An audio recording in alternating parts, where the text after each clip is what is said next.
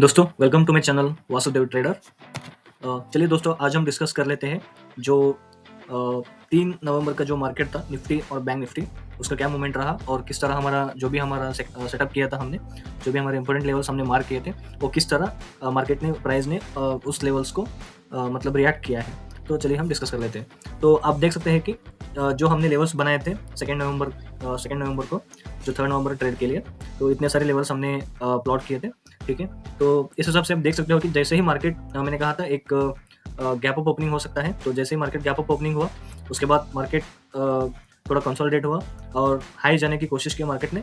लेकिन जैसे ही ये जो हमारा ऊपर का जो रेजिस्टेंस था, ये जो रेजिस्टेंस मतलब मार्केट ने रिटेस्ट किया, उसके बाद एक कंसोलिडेशन मार्केट रहा। तो इस हिसाब से देखेंगे तो एक गैप अप ओपन होने के बाद कभी भी एक बड़ा गैप अप या गैप डाउन ओपन होता है, तो उसके बाद मार्केट कंसोलिडेशन में चला जाता है। उसका रीज़न यही है कि यहाँ पे कोई भी मूवमेंट नहीं बचता है, क्योंकि ऑलरेडी मार्केट जो है ट्रेडर्स को कोई भी मूवमेंट नहीं दिया है। तो इस तरह मार्केट एक कंसोलिडेशन रेंज में चला गया था। उसके बाद सेकंड हाफ के बाद मार्केट क्या हुआ, एक मतलब उस यहाँ पे इस पॉइंट पे आप देख सकते हो कि लगभग एक 2 आवर्स तक मार्केट ने एक चार्ट चैनल पैटर्न बनाया था। ठीक है, तो इस पॉइंट पे बायर्स और सेलर्स मतलब उतना अग्रेसिवली नहीं दिख रहे थे, तो बहुत ही मार्केट एक तरीके से एक कंसोलिडेशन में था। तो जैसे ही ये चैनल पैटर्न ब्रेक हुआ, तो उसके बाद आफ्टर 2 पीएम के बाद ये चैनल पैटर्न ब्रेक हुआ, उसके बाद थोड़ा-सा शॉर्ट कवरिंग हुआ है, मतलब मार्केट में थोड़ा प्रॉफिट बुकिंग हुआ है।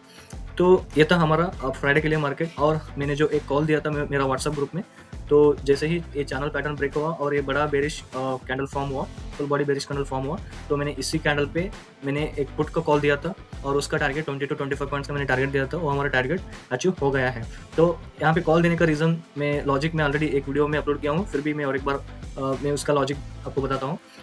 जो मुझे कन्विक्शन चाहिए था ट्रेड लेने के लिए, तो मुझे पहला कन्विक्शन मिला, ये जो चैनल पैटर्न यहाँ पे बना था, ये चैनल पैटर्न ब्रेक हुआ और full body bearish candle form हुआ। और उसके बाद ये जो 20 ए में था, 20 ए में भी अपना बेरिश मतलब साइन दिखा रहा था और 20 ए में भी ब्रेक हुआ था। और उसके बाद ये जो बार-बार यहाँ पे जो सपोर्ट था, वो सपोर्ट भी ब्रेक हुआ था। तो इतने सारे कन्विक्शन के बाद ही मैंने वो एक कॉल दिया था, वो ट्रेड ट्रेड दिया था मैंने। अगर बैंक निफ्टी का भी बात करें, तो बैंक निफ्टी में भी सेम हुआ था कि जैसे ही बैंक निफ्टी में एक फुल बॉडी कैंडल फॉर्म हुआ और उसका भी जो चैनल पैटर्न यहाँ पे बना हुआ था, वो ब्रेक हुआ है। उसका जो चैनल स्ट्रक्चर था, वो चैनल स्ट्रक्चर उसका ब्रेक हुआ, तभी मैंने वो पुट का एक कॉल दिया था। तो ये था हमारा फ्राइडे का एनालिसिस। और जो फ्राइडे का हमने एक ही ट्रेड दिया था, उसका एक ट्रेड का सक्सेसफुल हमारा टारगेट भी अचीव हो गया। तो इस तरह आपको मार्केट को समझना पड़ेगा और मार्केट को चार्ट्स को आपको रीड करना पड़ेगा। ऐसा नहीं है तो बहुत सारे ट्रेडर्स आप यहाँ पे क्या करेंगे, जैसे ही मार्केट गैप अप ओपन हुआ, तो यहाँ पे मार्केट थोड़ा कंसोलिडेशन होने के बाद बहुत सारे लोग इस कैंडल पे एंट्री ले लेते हैं और उनको लगता है कि मार्केट ऊपर जाएगा, आज गैप अप ओपन हुआ है। लेकिन वैसा नहीं होता है। आपको जब भी एक बड़ा गैप अप या गैप डाउन ओपन होता है, तो आपका पहले 30 मिनट्स आपको वेट करना पड़ेगा। वेट करके प्राइस एक्शन को रीड करना पड़ेगा और मार्केट को समझना पड़ेगा। और कभी भी जब भी एक बड़ा गैप अप और गैप डाउन ओपन होता है, आपको 20 ईएमआई जो रिट्रेसमेंट रहता है, उसके लिए आपको वेट करना पड़ेगा दोस्तों, क्योंकि 20 ईएमआई जो है वो प्राइस को मैग्नेट की तरह खींचता है। आप देख सकते हो कि 20 ईएमआई कहाँ भी जाए, एक बार प्राइस उसको रिटेस्ट करता ही है और उसके बाद ही अपना जो भी ट्रेंड है, अप ट्रेंड या डाउन ट्रेंड, वो आगे बढ़ता है। तो इस तरह आपको चीज़ों को समझना चाहिए। आपको ट्रेड लेना बड़ी बात नहीं है, ट्रेड कोई भी ले सकता है, लेकिन ट्रेड लेने से पहले आपको बहुत सारे आपको कन्विक्शंस मिलना ज़रूरी है। जैसे कि रिस्क रिवार्ड, आपका पोजीशन साइजिंग और आपका जो भी मतलब कैपिटल है, वो सबको आपको देखना पड़ेगा। ठीक है? तो ये रहा हमारा एनालिसिस। तो अभी हम बात करते हैं कि अभी जो भी मतलब 6 नवंबर को जो हमारा ट्रेड सेटअप बनेगा, उसके बारे में अब हम बात करते हैं। तो अभी ये सारे ड्राइंग्स हटा देते हैं हम। ठीक है? ओके। तो अभी हम पहले एक लॉन्गर टाइम फ्रेम में जाके देखते हैं कि किस तरह अभी मार्केट का स्ट्रक्चर बना हुआ है। तो यहाँ पे देख सकते हो कि लॉन्गर टाइम फ्रेम में भी अभी भी एक डोजी कैंडल बना हुआ है, एक डोजी बेरिश कैंडल बना हुआ है। ठीक है, तो चांसेस है कि कल एक गैप डाउन होने का चांसेस है, क्योंकि एक डोजी बेरिश कैंडल बना हुआ है। और 20 EMA जो मैंने कहा था कि एक बार मार्केट 20 EMA को टेस्ट करेगा, ज़रूर करेगा। ये वीक में 100% करना चाहिए। तो उसके बाद ही मार्केट का जो भी मूवमेंट है, एक ट्रेंड में वापस आ जाएगा। तो अभी तक आप मार्केट देख सकते हो कि मार्केट कोई भी ट्रेंड में नहीं है। अभी मार्केट जो भी है पूरा एक रेंज में फंसा हुआ है। तो ठीक है, आपको इस तरह देखना होगा कि मार्केट का जो लॉन्गर टाइम फ्रेम में जो उसका जो मूवमेंट है, तो वो भी आपको थोड़ा एनालिसिस करना होगा। तो ये था डेली टाइम फ्रेम में मार्केट का पोजीशन। अभी हम 15 मिनट्स टाइम फ्रेम में चलते हैं।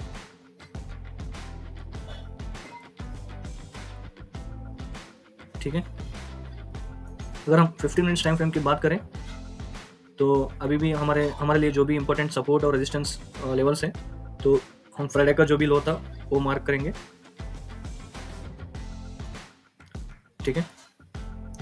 और जो फ्राइडे का लो और हाई दोनों हमने मार्क किए हैं, इसको आपको एग्जैक्ट मार्क करना होगा, ठीक है। और उसके बाद जो भी इसका नेक्स्ट अभी नेक्स्ट इसका सपोर्ट और रेजिस्टेंस होगा वो हम देखते हैं। अभी यहाँ पे ये जो लेवल है ये अभी भी वैलिड है, ठीक है। और यहाँ पे तो नीचे की तरफ इतने सारे लेवल्स हो गए। हाँ, अभी और एक बात, ये जो वर्जिन सीपीआर है जो फ्राइडे के दिन मार्केट ने इस प्राइस को टच नहीं किया था, मार्केट के प्राइस ने इस सीपीआर को टच नहीं किया था, तो ये एक वर्जिन सीपीआर है हमारे लिए। तो इस हिसाब से हम पूरे इस रेंज को मार्क कर लेते हैं, ठीक है।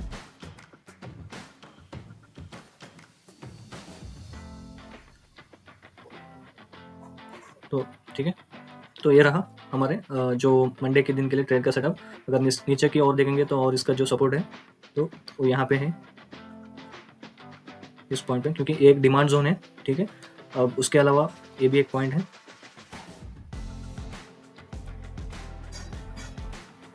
ठीक है। तो अभी इतने सारे लेवल्स हमारे सामने हैं मार्केट में। तो जो भी अगर नीचे की तरफ इतने सपोर्ट्स हैं और ऊपर की तरफ अगर हम देखेंगे तो नेक्स्ट निफ्टी का जो रेजिस्टेंस है वो इस पॉइंट पे है, ठीक है। क्योंकि यहाँ पे एक सप्लाई जोन है, आप देख सकते हो एक बहुत बड़ा सप्लाई जोन है। तो ये रहा हमारे लिए निफ्टी का कल के दिन लेवल्स। तो मुझे नहीं लगता कि मार्केट कल गैप अप ओपन होगा, तो मुझे यही लगता है कि मार्केट फ्लैट ओपन होगा या तो मार्केट एक गैप डाउन ओपन होगा। तो देखते हैं उस हिसाब से हमारे लेवल्स किस तरह काम करते हैं और हम ट्रेड लेंगे उसी हिसाब से, ठीक है। तो ये रहा निफ्टी का। अगर हम बैंक निफ्टी का बात करें,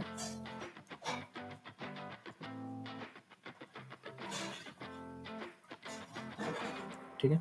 तो बैंक निफ्टी का अगर बात करें तो बैंक निफ्टी में भी जो इसका जो फ्राइडे का जो लो था वो मार्क करते हैं और उसके बाद उसका जो हाई था वो हम मार्क करते हैं, ठीक है।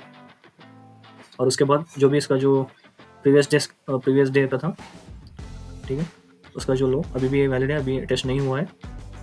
और इसका एक लो, तो नीचे की तरफ इतने लेवल से, और ये जो वर्जिन सीपीआर है जैसे मैंने कहा था तो अभी भी ये वैलिड है, तो इसको भी एक बार मार्क कर लेते हैं,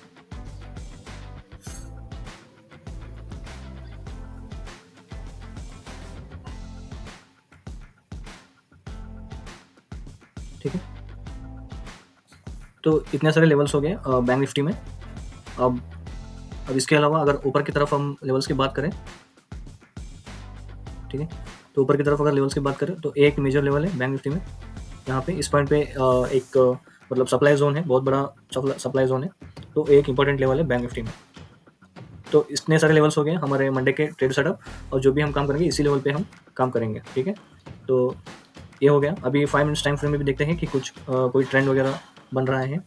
तो आप देख सकते हो कि कोई भी यहाँ पे ट्रेंड नहीं बन रहा है, क्योंकि मार्केट जो भी है अभी मतलब इनडायरेक्शनल मार्केट है।